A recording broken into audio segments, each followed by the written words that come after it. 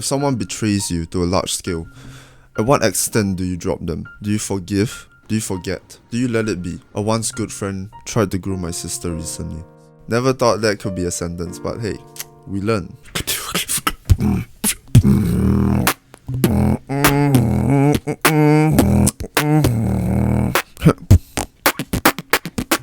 What's that for? I'm busy. Looking for something. Oh my god. 没有在这 You're ruining my emotional moment. What do you want? So my mom is in my room right now. It's still recording. Oh no. No, you have joined the video. You are in there now. It's not getting cut. I love my mom. Okay, so, and after confrontation and a million broken promises, he told me I was the problem because I could just choose to forgive. He said that I would end up with no friends because I just drop people like that and I'm not virtuous or good enough to forgive people. He typed out, I am not kind. He tried to villainize me for prioritizing my own welfare. Now I didn't realize this then, but he is a true monster. Now is he right? Will I end up with no friends because I choose to let go of people who go too far? Am I too sensitive? Am I too petty? Should I just let people remain in my life when they betray me like this and forgive them and accept them for who they are? Do I look like Jesus Christ to you? Are you dumb? But we do have to think, we do have to consider if it is too early or our boundaries are too petty. We have to consider if it is too early to let go of someone. More often than not, if their intention is not right and their reason sucks ass, they are going to betray you again. There are 8 billion people in the world. Never settle. Let them insult you. Say you're not a good person. They're going to do everything they can because they are asshats. Unless your boundaries are way too little and you're kind of weird. Well, maybe I am kind of weird, but I've reevaluated my boundaries and I do believe in acting on your own ideals. So I do believe that I made the right decision. But if they turn to trying to villainize you for caring about your own welfare, instead of owning up to their mistake, they victimize themselves, saying that if you are in their position, you would do the same thing, or they couldn't help it without apologizing, without sincerely caring about your well-being when they have betrayed you. You go to their forehead and you do the alright? Leave a hole there. Don't know what I'm saying. But many rules don't apply to friendships. Rules are too vague for friendships most of the time. Lines are vague and decisions have no one-fits-all solution. But you must learn to respect yourself. You must learn to look at what they offer you and what you offer them. This groomer scum never honored his word. He persuaded my sister to lie to me. He promised me multiple times, played around the lines of half-truths so that he could say that he never lied. He could say that he didn't do anything wrong. He would not stop saying that, by the way. It still gets to me. A friend who offers only entertainment has no value at all. Zero.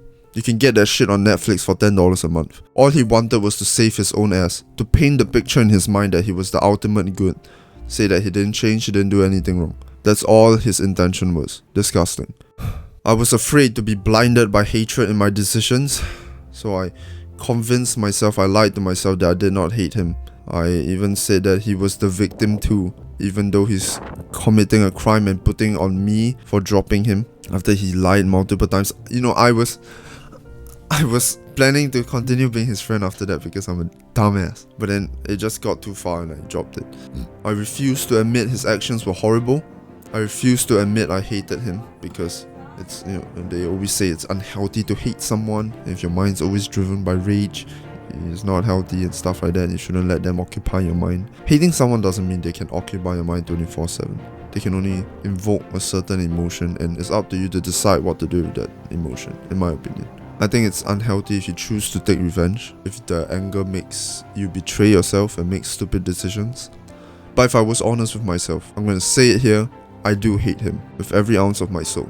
But that does not mean that I will use my time and capacity to go spit in his face. That means that I use my time and capacity to drown him out with success. That means I wish him the worst and I carry on with my life. To give myself the moral high ground, I told myself, I'm in no position to hate. But little did I know, doing this was betraying myself. I preached following my own ideals, but when it came down to it, it seems I did betray myself. To feel right, to feel good about my choices, to give meaning to my suffering, I tried to be altruistic. I tried to, be the very virtuous, righteous man. It's my sister, it's my tribe that he tainted, and I still allowed my fear of not being right make me step into this feminized, righteous, virtuous mindset.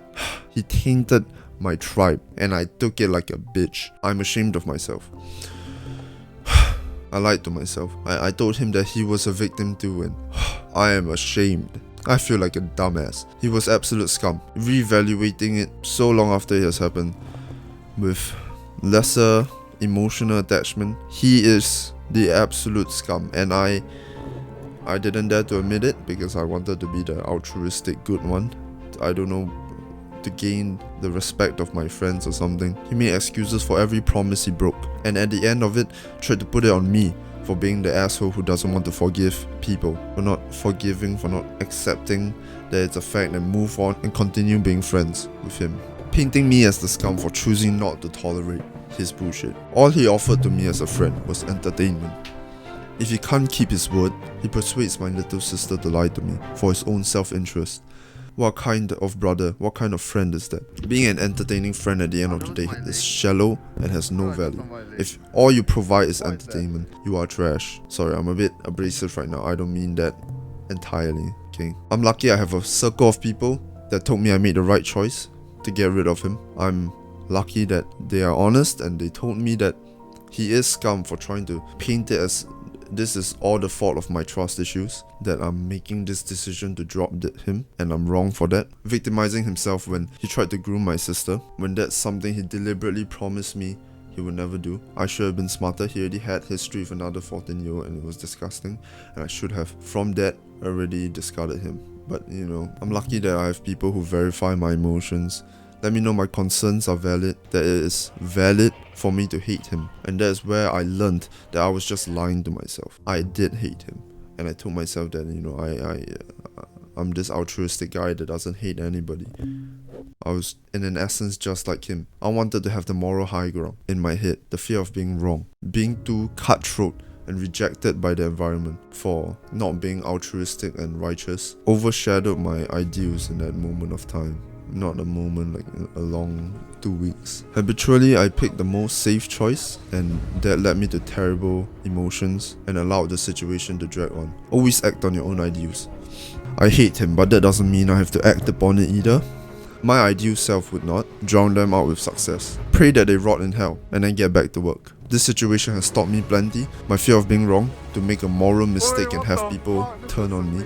I'm afraid of that. I'm afraid of people taking away love and affection from me. My self-respect increased. My resilience to confrontation increased because I was batshit terrified of that. Improved my relationship with my sister tenfold. Improved my relationship with my family tenfold. Improved the value of my friends to me and my respect for them.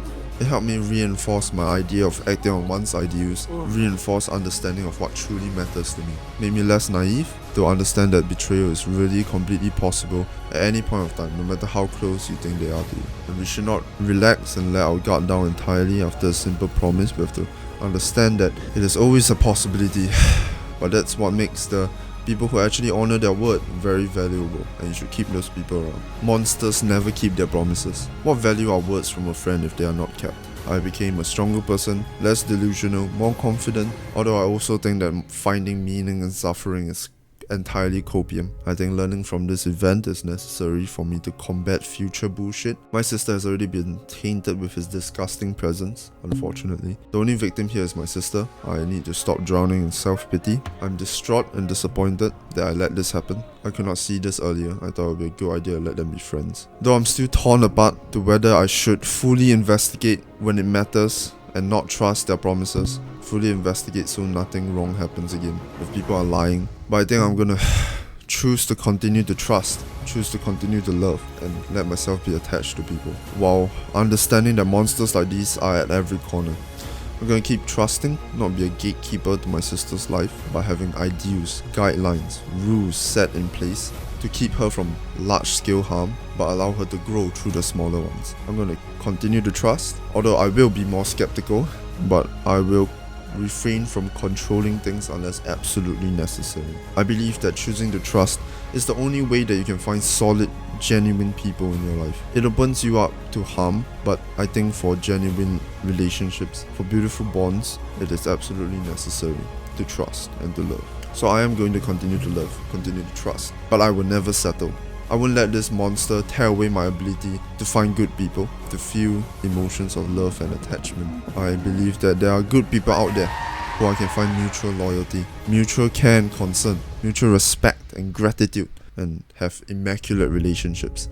I can't wait for what the future brings, and I will continue to practice what I preach by choosing to trust again and again and again and again and again and again and again and again, hopefully. And I'll choose to be vulnerable and keep fighting for my ideals, no matter what. To better world.